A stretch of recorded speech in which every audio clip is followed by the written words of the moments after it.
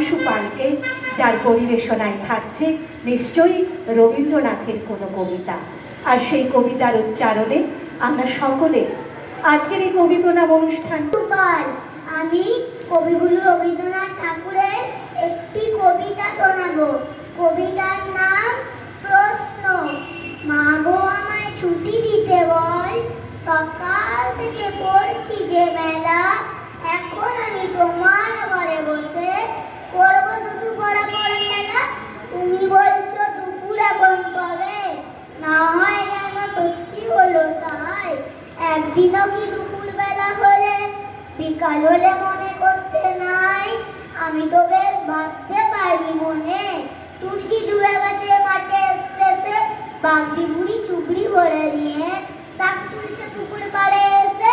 আদার হলো মাদার গাছের তলা, কালি হয়ে এলো দিঘির জল। হাটের থেকে সবাই এলো ফিরে, হাটের থেকে এলো চাষির দল। মনে করে না উঠলো সাজের তারা, মনে করে না চলতে যেন হলো রাতের বেলা